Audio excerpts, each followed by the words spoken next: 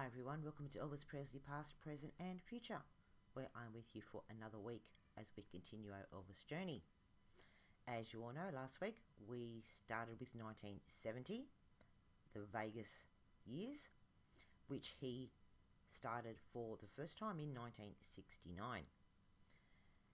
We did part 1 of 1970 last week, and we're continuing with part 2 of 1970 this week. So I hope you all enjoy. July 1970, after the marathon recording session of 35 masters in 5 days in Nashville, Elvis enjoyed himself until he had to go west for the upcoming Las Vegas engagement. On June 22, he bought 3 snowmobiles, which were able to drive on the Graceland grass. He went to Nashville to review and repair some recordings.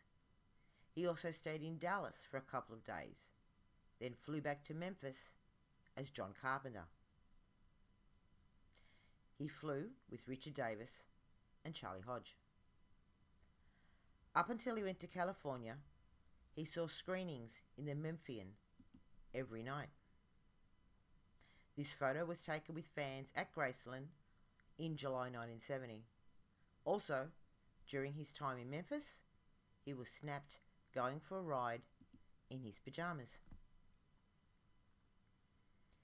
Elvis returns to Vegas for what the Colonel has now dubbed the Elvis Presley Summer Festival.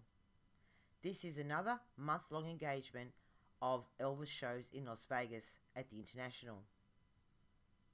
On August 6, Elvis attended a Nancy Sinatra show at Caesars Palace in Las Vegas, Nevada. He started rehearsals the next day on August 7. This shot is from the August 7 rehearsal. He opens on August 10 and closes on September 7. MGM is on hand to shoot a documentary film called Elvis, That's the Way It Is, that will show Elvis off stage. It will also show him in the recording studio, and RCA will also release an album with the same title.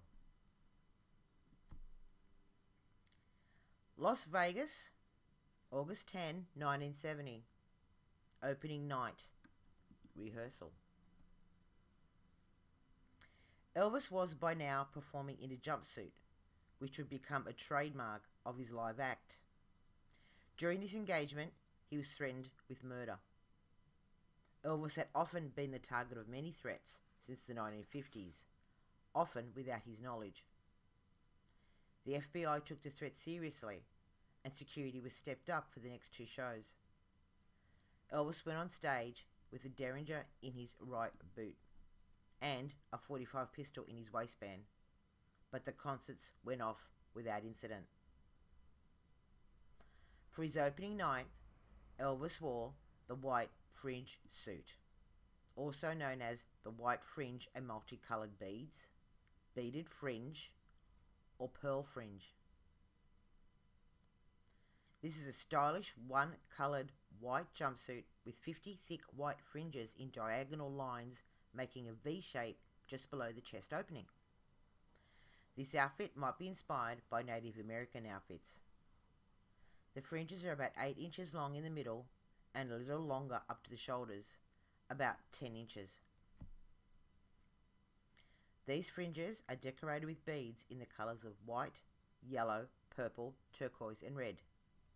There are 9 gold-coloured eyelets on each side of the chest opening, from the bottom up to the collar. There are 3 white cuff buttons on each side of the sleeves. The belt Elvis wore was thick white macrame, decorated with the same beads as on the suit. In addition to opening the season in this outfit, he wore it several times, such as the midnight show on August 13 and on the dinner show August 15. He also introduced the white concha suit to this engagement. A white suit with a concha, a Mexican word for metal rings. There are 85 big metal rings around the chest opening. The collar, on the back of the sleeves, and also on the outside of the legs. Strips of white fabric were threaded through those rings. The belt is white macrame with 23 metal rings, and as usual it was tied on Elvis's left side with the fringes all the way down to the middle of his leg. This outfit can also be seen on the cover of the LP, That's the Way It Is. Elvis wore the outfit for the first time on August 11, 1970 at the dinner show.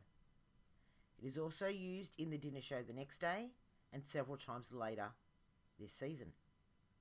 This suit, as well as the others, are on display at Graceland.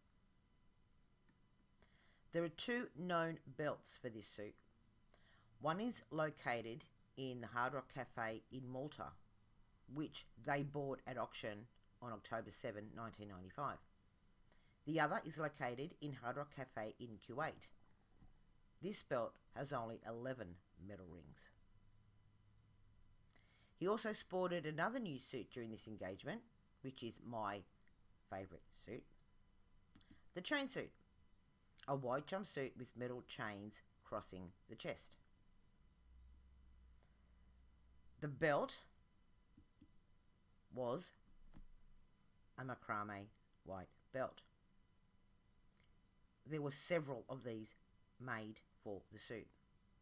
There was the white macrame belt. There was a black, dark brown karate type belt. There was a white chain belt, a brown macrame belt, and a red macrame belt.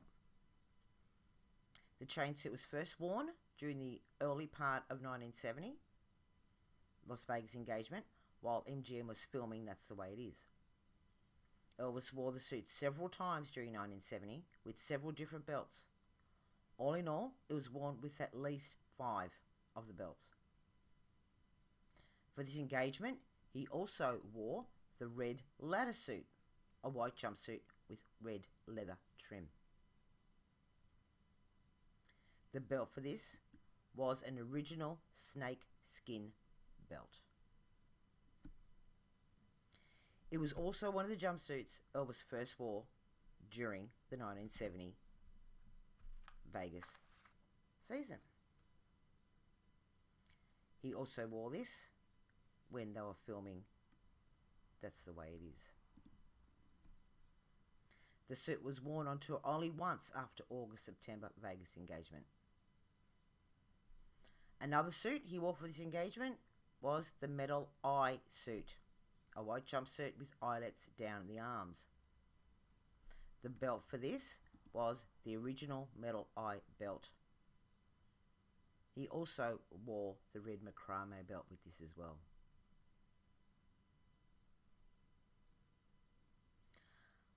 One of the simpler suits, which was first worn during the filming of Elvis That's the Way It Is. Elvis wore the suit with the red macrame belt, like I just said, instead of the original one a few times. He also brought back the black brocade suit from the opening engagement in Vegas, but this time the suit had a red trim. The black brocade and red trim is also called the black sleek suit. It's identical to its predecessor, with the exception of a little wider pattern around the chest opening and on the collar. The pattern on this suit consists of red unicorns and something which appears to be a bird on the back. Between these there are flowers in red, purple and white, and some green leaves. On each side of the sleeves there are 3 black cuff buttons. This is one of the very first jumpsuits Elvis ever wore on stage. He wore it again in 70, and then again during the August-September engagement. There was also a second brocade suit. Its only difference compared to this one being the trim. While this one had a beautiful design with unicorns and flowers, the other version had a gold trim. There are no pictures of Elvis actually wearing this suit. August 17, soprano Kathy Westmoreland replaces Millie Kirkham, who has in essence taken over some of the departed sweet inspiration Cissy Houston's solo duties solely for the filming of That's the Way It Is. Kirkham, who is busy with session work in Nashville, cannot extend her commitment through the engagement, and Kathy signs on initially for the remaining 3 weeks, but stays for the next 7 years. August 26, a security guard at the hotel received a phone call in which he was told that Elvis would be kidnapped that same evening. The following day, Colonel Parker got a similar telephone message. On 28th of August at 6:15 in the morning, the wife of Joe Esposito received a phone call where the person on the other end of the line claimed Elvis would be shot during his last show the following day. The person demanded $50,000 to reveal the name of the potential killer. A couple of hours later, a menu was found in Elvis's mail at the hotel on which Elvis's face was destroyed and a gun had been drawn pointing to his heart.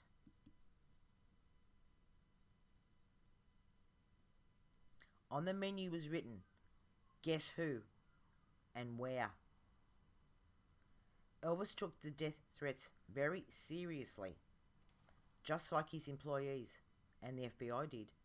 Knowing that there were FBI agents in the showroom probably didn't help to relieve the enormous pressure Elvis must have been under during the performance that night.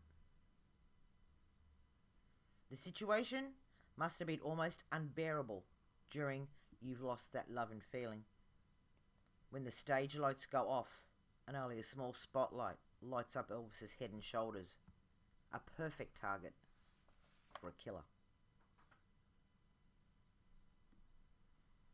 On September 9, 1970, Elvis hired a private jet and flew to Phoenix, Arizona.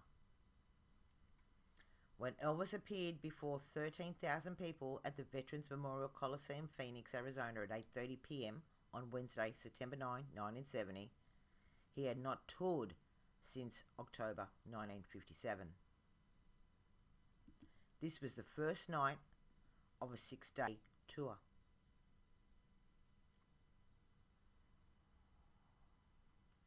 After the success of those first 3 Las Vegas seasons, it was decided that he would go back on the road again and re-establish his ties with a wider public. Colonel Tom Parker contracted Jerry Weintub, managing the still-to-be-discovered John Denver and Tom Hewlett. Both had made names for themselves via successful tours by top flight acts like Eric Clapton, Cram, Led Zeppelin, and Jimi Hendrix. They had joined forces and started running tours in 1969. For the Arizona concert, Elvis wore the fringe suit with a green macrame belt. The next day, he was at St. Louis, Missouri, giving a performance that night at Kiel Stadium. St. Louis, September 10, 1970, Elvis was in an energized comeback mode. He had finished a month-long stint in Las Vegas, then immediately hit the road, playing 9 cities in 6 days, September 9 to September 14, 1970. Before his September 10 date in St. Louis, he had performed in Phoenix and was then off to St. Louis, Detroit, and Miami on consecutive nights. For this Missouri event, he wore the chain suit with the brown macrame belt. The following day, the performance was in Olympia Arena, Detroit, Michigan. He wore the same suit as the previous night. September 12 and 13 were in Miami, Florida. He went back to the fringe suit again with the blue belt. He wore this on the 12th and chose the chain suit with the brown belt that he wore in Missouri on September 13. September 14, he was in Mobile, Alabama for his final concert of the engagement. He chose the fringe suit with the green belt. Elvis leaves Mobile at 3 p.m. on September 15, flying home to Memphis so that he can complete a scheduled 2-day recording session in Nashville before returning to the West Coast on September 24. Elvis posed for pictures in Graceland on September 23, the day before he flew to the West Coast. Jules Myers, the first Stutz dealer, showed up at Elvis's home at Hillcrest with the Black Hawk on October 9, 1970. Elvis was interested, and Mr. Myers told him that he could sign a contract and that the Stutz company would build him his Black Hawk during the following months. Elvis wasn't interested in signing a contract. He was interested in buying the car standing next to him. Jules Myers tried to explain that his car was the very first Stutz, that he needed the car to show to potential buyers to drive around, showing the beauty of the car. Elvis answered with a question. How do you think you will sell more cars? When you drive it, or when the people see me driving it around? Good point. And Jules saw the point. Elvis got the car, although it was shown at a motor show prior to delivery. Jules Myers wanted Elvis to have the car. I told Elvis that there was a car show in a couple of days and that I would need the car for that. It was okay with Elvis, so the car was sold. Elvis also agreed to take some press pictures with him in the car. Good for publicity. Frank Sinatra was also interested in the car, but Sinatra would not agree to any pictures of the Stutz being taken with him, and he would not agree to the car being displayed at a car show. So obviously, the better decision was to sell the car to Elvis. Elvis then immediately turned the car over to George Barris to further customize it. Elvis had for many years had several motor vehicles designed and coach built by his friend. Once George Barris had completed his work, the car was then delivered to the International Hotel in Las Vegas on October 12, 1970, accompanied by a letter on Stutz company letterhead verifying delivery to the International. Sonny West took delivery as Elvis was in Memphis on that day, but Elvis soon flew to Las Vegas to see his completed new car. Unfortunately, this first Black Hawk car was involved in an accident on July 1, 1971, and the front end was heavily damaged. Elvis had sent Sir Gerald, his LA chauffeur, out to have the car washed, and it ended up in an accident. After that, Elvis put it in storage. Repairs to the car were not completed until the early 80s. Mr. O'Donnell, the founder of the new Stutz company, helped to restore the car, after earlier advising that the car was a total wreck, and the only value of the car now bears one of salvage, and offered $1,000 for it in a written letter to Vernon, dated June 2, 1971. Being a prototype, original parts were not available, so the radiator grille and the front lights fitted were not original. October 15, back in Memphis, Elvis attends the Gospel Quartet Convention at Ellis Auditorium, where he's introduced to the crowd by Blackwood Brothers leader James Blackwood. October 17, Elvis returns to the Quartet Convention, where he forms an impromptu quartet with James Blackwood, Statesman founder Hovey Lister, and bass singer J.D. Sumner, and has a picture taken backstage with them.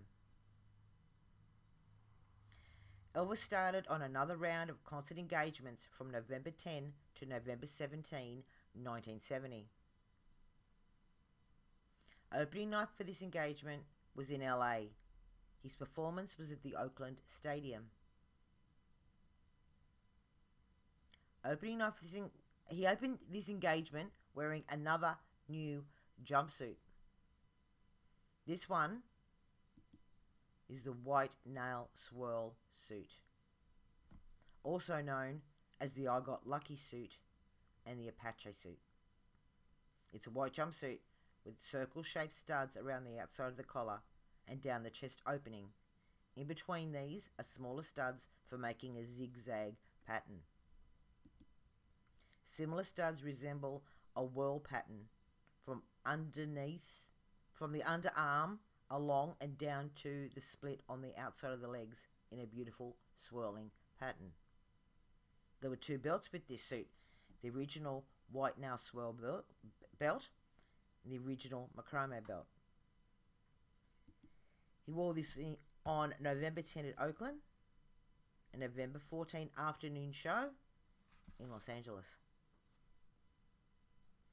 The next night, November 11, he was at the Memorial Coliseum in Portland, Oregon.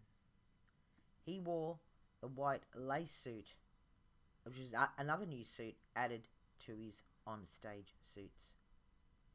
It's also known as the white ribs suit. It's a white jumpsuit with a thin gold chain trim. The belt is an original white macrame belt.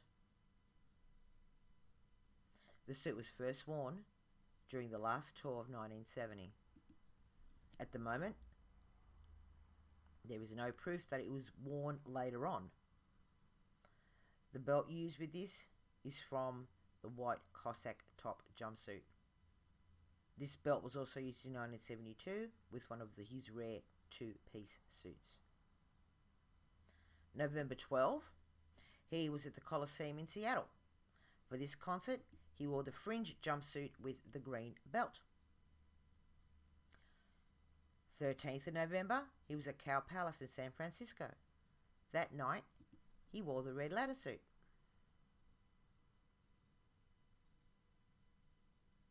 The 14th, he was at the Forum in Los Angeles, and he wore the nail swirl suit with the red macrame belt.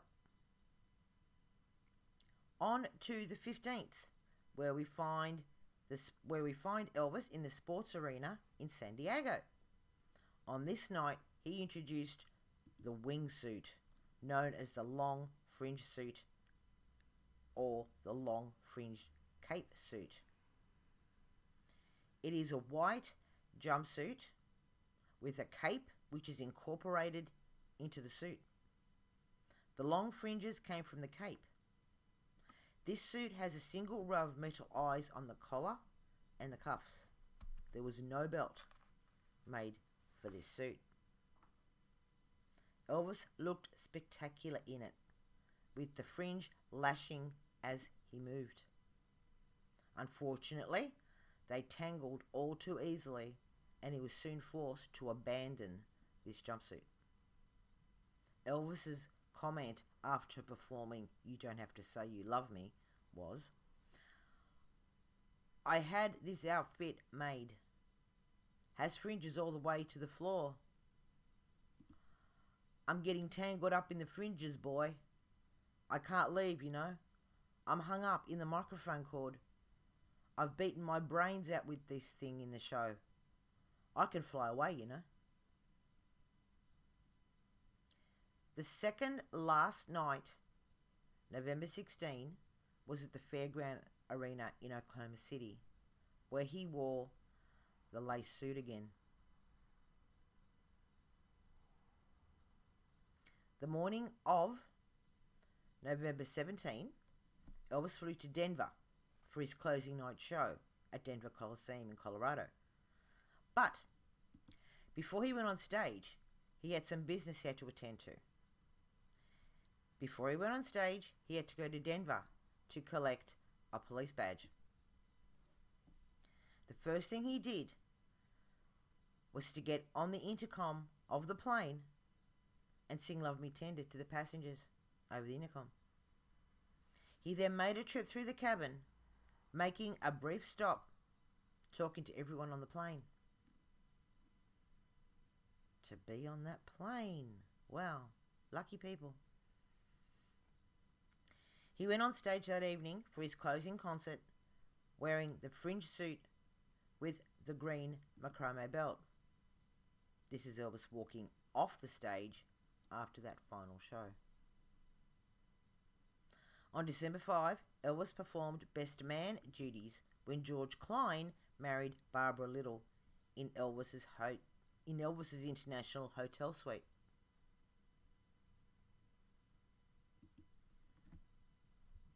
On December 21, 1970, Elvis paid a visit to President Richard Nixon at the White House in Washington, D.C. The meeting was initiated by Elvis, who wrote Nixon a 6-page letter requesting a visit with the president and suggesting that he be made a federal agent at large in the Bureau of Narcotics and Dangerous Drugs. The events leading up to Elvis going to meet the president was a huge fight he'd had with Priscilla back at their LA home about how he was spending his money. Elvis left Graceland alone, not telling anyone where he was going, nor did he take any money with him. He called Jerry Schilling and asked him to meet him at the airport. Schilling agreed to accompany Elvis to Washington on the condition that he'd be allowed to call Priscilla and Vernon and tell them where he was. Jerry also arranged for Memphis Mafia member Sonny West to fly to Washington and meet them. Jerry arrived not knowing why Elvis was at the airport alone, nor where he was going, nor what was he doing. On the plane, it became clear to Jerry where they were going when Elvis asked him to proofread a letter that Elvis had written on American Airlines stationery. Elvis and Jerry took the red eye back to Washington on the same plane as Senator George Murphy of California, who had acted in movie musicals before entering politics. The two entertainers hit it off on the plane, and that may have inspired Elvis to write his letter in midair. There is also a story on this that happened on this flight. Jerry said Elvis asked him to go get some money, obviously before they were on the plane, as they both had no money on them. So Jerry went and got $500 and come back, put the money in his pocket, and they got on that red-eye flight. Now, when they're on that flight, Elvis struck up a conversation with a military personnel, a black soldier who was returning home to be with his family for Christmas. Elvis asked Jerry for that $500. Jerry thought, what are you going to do with that? So he gave him, before I gave him the money, he said, but Elvis, he said, this is all the money we have. This 500 is all we've got. And Elvis said, Jerry, and this gentleman over here has served for our country. What has he got? He's going home to see his family after being away. I'm giving him this money. So Jerry got the $500 out of his pocket, handed it to Elvis, who gave it to the soldier. The generosity of Elvis, huh? Now, the letter that Elvis wrote to the President. Dear Mr. President, first I would like to introduce myself. I'm Elvis Presley and admire you and have great respect for your office. I talked to Vice President Agnew in Palm Springs 3 weeks ago and expressed my concern for our country, the drug culture, the hippie elements, the SDS, Black Panthers, etc. They do not consider me as their enemy, or as they call it, the establishment. I call it America and love it. Sir, I can and will be of any service that I can to help the country out. I have no concern or motives other than helping out the country. So I wish not to be given a title or an appointed position. I can and will do more good if I were made a federal agent at large, and I will help out by doing it my way through my communications with people of all ages. First and foremost, I am an entertainer, but all I need is the federal credentials. I am on this plane with Senator George Murphy, and we've been discussing the problems that our country is faced with. Sir, I'm staying at the Washington Hotel, room 505, 506 and 507. I have 2 men who work with me by the name of Jerry Schilling and Sonny West with me. I am registered under the name of John Burroughs. I'll be here for as long as it takes to get the credentials of a federal agent. I have done an in-depth study of drug abuse and communist brainwashing techniques, and I'm right in the middle of the whole thing, where I can and I will do the most good. I'm glad to help out, just so long as it is kept very private. You can have your staff or whoever call me anytime today, tonight or tomorrow. I am nominated this coming year one of America's top 10 most outstanding young men. That will be in January 18 in my hometown of Memphis. I'm sending you the short autobiography about myself so you can better understand this approach. I would love to meet you just to say hello if you're not too busy. Respectfully, Elvis Presley. P.S. I believe that you, sir, were also one of the top 10 outstanding men of America. I have a personal gift for you, which I would like to present to you, and you can accept it or I'll keep it for you until you can take it. And that's the last page where Elvis put all his phone numbers and details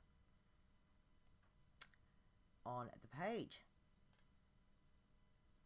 They landed in Washington at dawn and got into a limousine and drove straight to the White House, where Elvis himself handed the note to flabbergasted office at the Northwest Gate and the gift of a framed World War II era Colt pistol. The gate staff then made a call to the White House staffer Edelkrock. Once the initial surprise at Elvis's request wore off, the wheels were set in motion to seek approval for a meeting with Nixon. For whatever reason, Nixon agreed to meet with Elvis that day. Just a few hours after he delivered his letter, Elvis was being ushered into the Oval Office and shaking hands with the president, a moment captured for posterity by White House photographer Ollie Atkins. Elvis had under his arm a beautiful boxed commemorative .45 automatic pistol, complete with 7 bullets lined up next to the gun in the frame, which he wanted to present as a gift to the president. Elvis liked guns. He collected them. He had travelled from Los Angeles to Washington with 3 concealed handguns of his own, for which he had the necessary permits. But Jerry Schilling remembered Elvis had wisely elected to leave those in his limousine for his White House visit. The box 45 had, according to Jerry Schilling, been plucked by Elvis off the desk of his Los Angeles home without a word as he was heading out the door. A few words between Bud and the Secret Service officers diffused the situation, and Elvis could bring in his gun. Bud reported that the initial meeting went well, that Elvis was completely genuine and echoed the themes from his letter about wanting to help his country and do something about the drug problem. The meeting was scheduled in the Oval Office for 11:45 a.m. When Elvis showed up, he was wearing a purple velvet suit, a belt with a boxing champion-style buckle, a jacket draped over his shoulders, and amber-tinted sunglasses. Nobody had ever seen anyone arrive at the White House dressed quite like that. Unusually, when visitors arrived to see the president, Steve Bull, Nixon's personal aide, would have them wait in the Roosevelt room or cabinet room until the president was ready for them. But this time, Steve escorted Elvis and Bud straight into the Oval Office, while his friends Jerry and Sonny stayed in the Roosevelt room. As he took in his surroundings, Elvis initially seemed overwhelmed. He came in and it hit him. Here is a boy from Tupelo, Mississippi, standing in the Oval Office meeting the president. But it took him less than 5 minutes until he owned that room. The president and Elvis got on well. Something obviously happened when they met. Maybe there was some recognition that they had each come from desperately poor backgrounds, that they didn't have anything growing up. At one point, Elvis proudly showed Nixon a pair of cufflinks that Vice President Spiro Agnew had given him, as well as the various honorary badges he'd been given by different law enforcement agencies. Nixon and Elvis chatted on a variety of topics, from the difficulties of performing to crowds in Las Vegas to the Beatles. Not beating around the bush, Elvis asked Nixon if he could get the badge he sought from the Bureau of Narcotics. Nixon turned to Kroc and asked him if it was possible. "Well, Mr. President, if you want to get him a badge, we can do that," recalled Kroc. The president said, "Well then, get him the badge." Elvis was so overcome by this that before anyone could stop him, he stepped forward and embraced the president in a bear hug. This was not to say in the least something that often happened with Nixon. After about 20 minutes with the president, Elvis asked if he could bring in his pals. The president warmly welcomed them. The president opened up the gift drawer of the Resolute desk, into which Elvis promptly started digging. Oh my gosh. Elvis went and started digging around the president's drawer. Oh my goodness. The entertainer stood behind the desk with the president, and he brought out golf balls, cufflinks, and other White House trinkets for him and his friends to take home. Wow. All told, Elvis was there for 35 minutes. Very long for an impromptu White House meeting of this time. But then again, there was only one Elvis. After leaving the Oval Office, they got a short version of the White House tour, pausing to greet stunned staff and kiss a few of the women in the office. Despite their superficial differences, Jerry Schilling felt there was a shared understanding between these two men. Two guys at the top of their careers that were influential around the world, Jerry said. It's lonely at the top. I think they really identified with each other. December 28, Elvis was best man at Sonny West's wedding. Elvis arrived all dressed up with lots of guns and badges with him. After a church reception, there was a second reception at Graceland, where there was a picture taken with Elvis and all the guys displaying their badges that they too had just received from Memphis Sheriff Roy Nixon. December 29, a day after Elvis was best man at Sonny West's wedding, Elvis and Priscilla drove to Tupelo to collect yet another badge. This one from Tupelo Sheriff Bill Mitchell, whom Elvis had known from the time Mitchell played fiddle in the band they led by Mississippi Slim on radio station WELO. Elvis was a child. Elvis then flies to Memphis in a leased jet in time for the annual New Year's Eve party at TJ's. Entertainment for the evening was provided by TJ's artist-in-residence, Ronnie Millsap. There you go. So 1970 was a huge year for Elvis.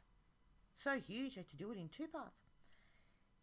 It was the start of him being on the road, touring, the Vegas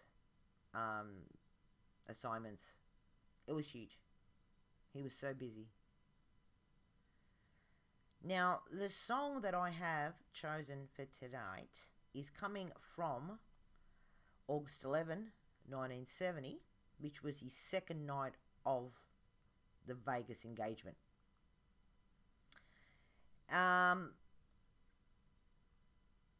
The song I'm going to play has significance to what I just read to you.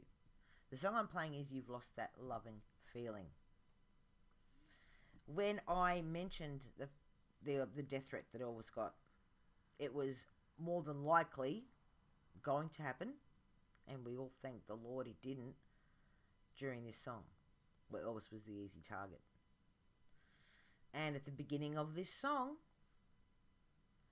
you will understand what I mean by that if you haven't seen how he opens that song. In this clip, he's wearing the concha suit with the concha belt, which had the fringes halfway down his leg. So everybody, enjoy Elvis. This is August 11, 1970, the second night of his second Vegas engagement.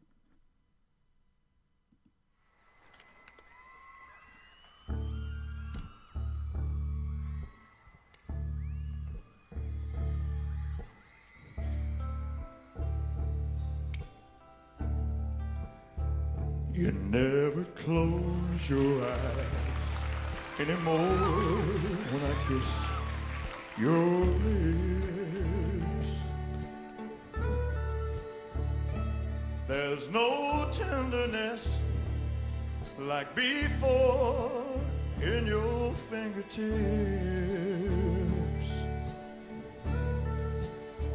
You're trying hard not to show it, baby. But baby, baby, I know you lost that love and feeling. Oh, that love and feeling. You lost that love and feeling. Now it's gone, gone. Whoa.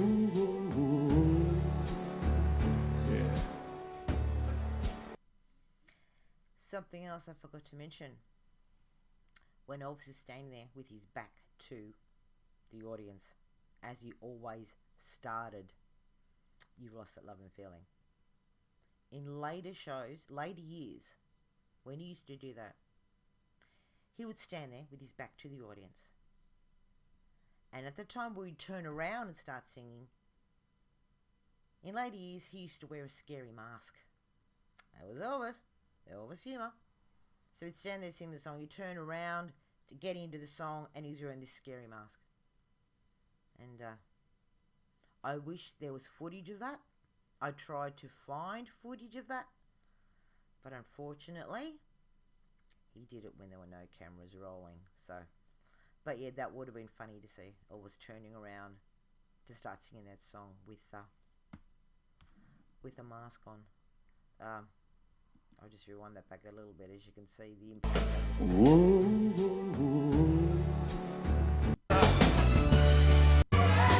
Baby, I know you lost that love and feeling. Whoa, that love and feeling. You lost that love and feeling. Now it's gone. Gone, gone, whoa, yeah. And there's no tenderness in your eyes when I reach out for you. Girl, you're starting to criticize every little thing I do.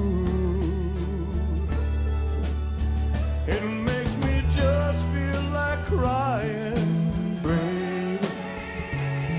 'Cause baby, something beautiful's dying. You lost that love and feeling. Whoa, that love and feeling. You lost that love and feeling. Now it's gone, gone, gone. Whoa.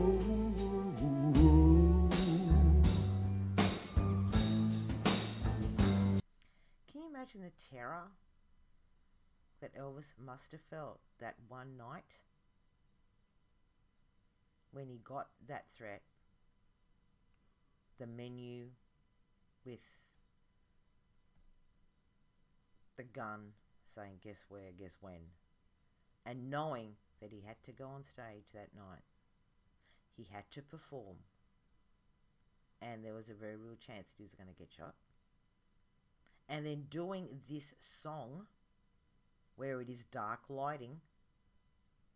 Can you imagine how he was feeling when he was singing this song?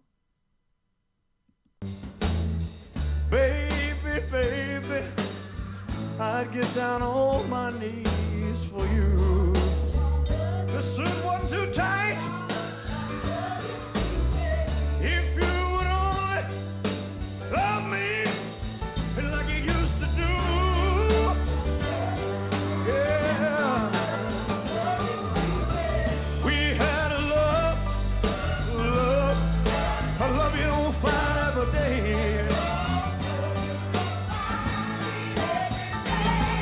So don't take it away.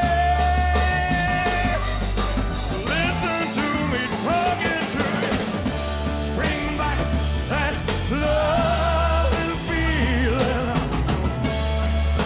Oh, that love and feeling. Bring back that love and feeling. Now it's gone, and I can't go on. Ooh.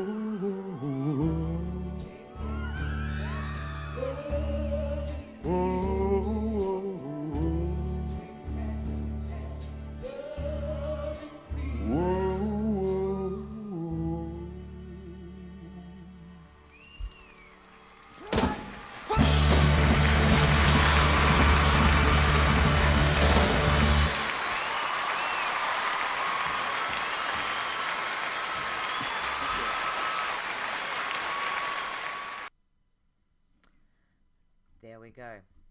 Elvis at his best. Hope you enjoyed this week's episode, everybody. Don't forget to like. Don't forget to comment. It does help the channel out with the comments. And let me know, what do you think of Elvis meeting Nixon? What do you think of just helping himself into the drawer of President Nixon's desk? Just helping himself, just rummaging around in there, getting things he saw and he liked, and wow, giving the president a hug. Let me know. Be interested to find out what you think in the comments. And of the suits that he's been wearing this engagement, is any of them your favourite? Like I said, mine's the chain suit. So, guys, you all have a great week. Be good to each other. Be kind to each other. And I'll see you all next week. Bye.